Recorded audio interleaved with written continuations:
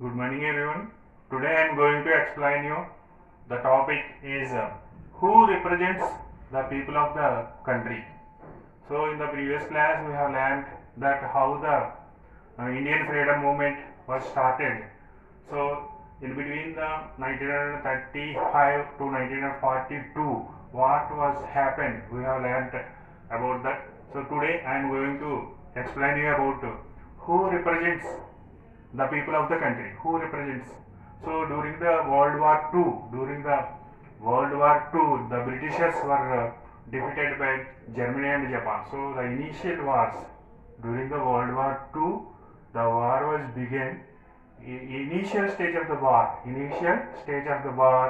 the Britishers were defeated by Germany and Japan. So at the time the Britishers were needed the Indians support. Why? Because the Japan was occupied many areas around the India like Malaysia, Indonesia, and Taiwan, Myanmar. Those areas were already captured by the Japan. So the Britishers needed Indians support. So they made many agreements. They tried to make agreement in between Indian leaders and the Britishers. But the Congress leaders were not gave support to Britishers. So Congress leaders expected, they demanded the promise of freedom, regarding to the freedom. So they expected freedom, the promise about the freedom of the country. So the Britishers are not ready to give the promise about the full freedom in India. So under these circumstances, so the Congress leaders, Indians not give support to India. The Congress party, especially Congress party, is the major party in India. So the most of the people were the followers of the Congress party. So the Britishers expected Congress party support. So but the Congress party not give support to Britishers. So at the time, and also during the freedom movement, the Britishers were weakened in India during the freedom movements, by the freedom movements. So the Britishers weakened in India by the freedom movements. At the same time, during the World War One initial stage of the wars, the England was weakened by the Japan and Germany.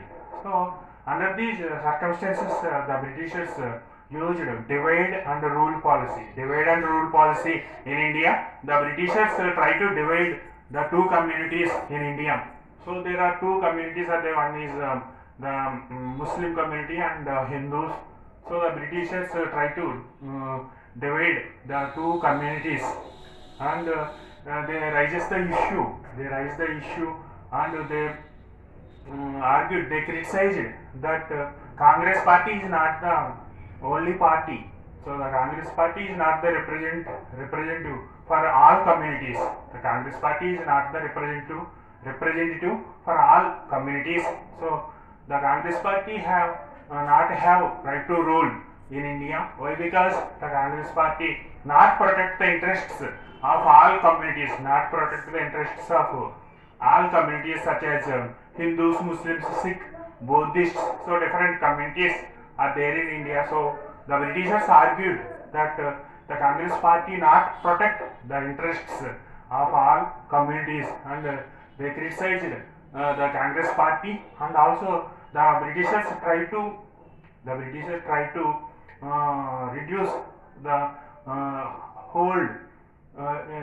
hold over the people in India. So the Britishers try to weaken the Congress party. So they try to weaken the Congress party over the people in India, over the people in India. So like that, they raises the issue about the interests about the Congress party. Congress party is not the solo spokesperson among the people of the country, like that they raises issues. At the same time, the Britishers gave support to the Muslim League party, Muslim League policies and principles, and they gave support to M.A. Jinnah, Muhammad A. Jinnah gave support, and they encouraged the Muslim League party. So like that, they raises the voice, that is who represent the people of the country. So like that issue was raises, and they try to weaken the holds of the Congress party over the people in India. So that is the topic. Next, another topic is about the Muslim League Party. Muslim League Party formed in 1906. Who was the founder? Means who was led the Muslim League Party? Means Muhammad A. Jinnah. Muhammad A. Jinnah. Muhammad A. Jinnah led the party. So the Muslim League Party was formed in 1906. Who was led the Muslim League Party? Means Muhammad A. Jinnah led the Muslim League Party. So till the 1930s, till the 1930s, till the 1930s, the Muslim League Party was protect the interests of Muslim landlords in Uttar Pradesh. So till the 1930s,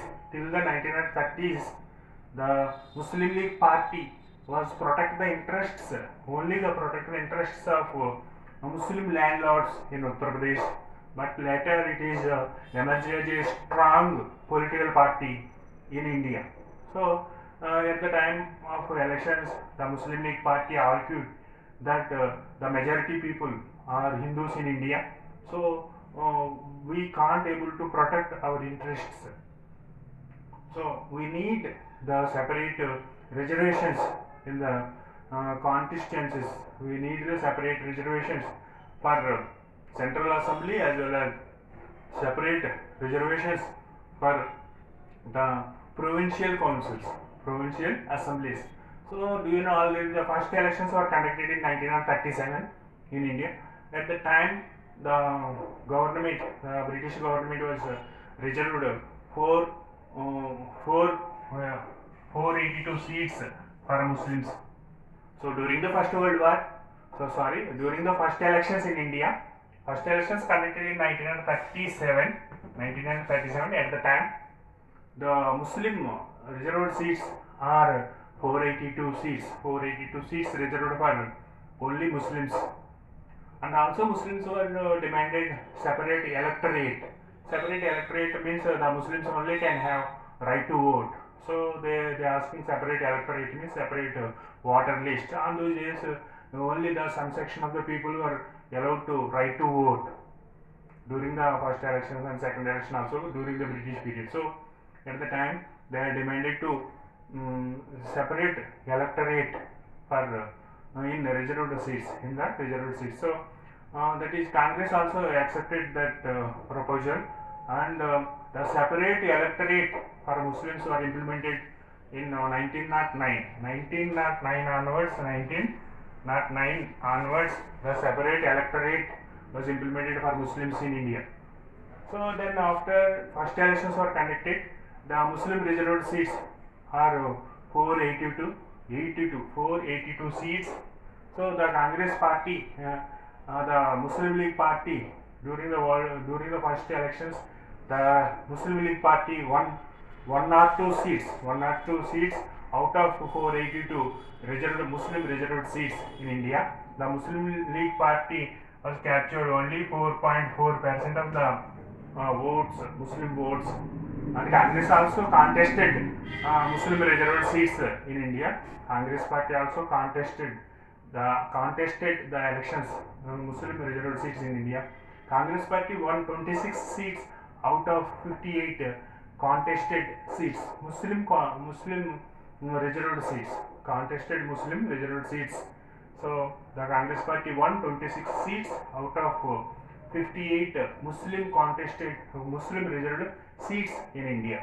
So like that, during the first elections, Congress, the Muslim League only captured 4.4% of the votes, Muslim votes in India, and also they weak in several areas like Punjab. In Punjab region, the Muslim League was weak, and NWFP, Northwest Frontier Northwest Frontier Province. So some provinces provinces during the first elections, in some provinces the Muslim League party was weakened in reserved seats. Among the reserved seats also weak in some places. Muslim League was weak. That is Northwest Frontier Province and Punjab. In Punjab also it was Muslim League was weak, and Sindh region also the Muslim League was found weak, and Bengal province. In Bengal province also the Muslim League was weak during the first elections. But in three provinces the Muslim League was strong. Those provinces are Uttar Pradesh, the United Province. In the United Province, the Muslim League was strong during the first election, and also Mumbai province and Madras province. The Muslim League was strong in three provinces during the first elections.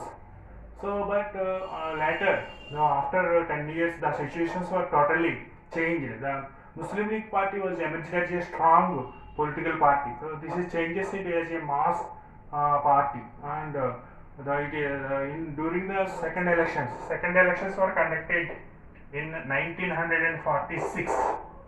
First elections 1937, second elections conducted in 1946. During the second elections, the Muslim reserved seats are 509. Muslim reserved seats are 509. Was reserved seat was separated for Muslims.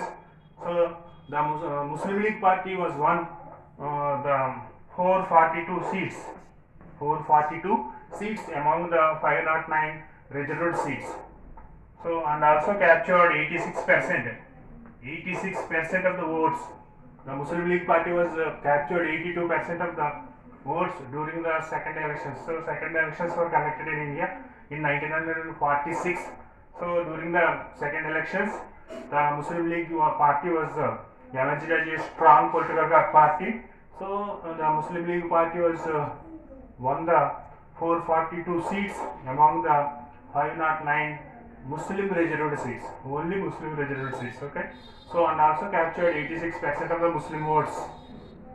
So, like that, the Muslim League party was emerged as the solo spokesperson for Muslims.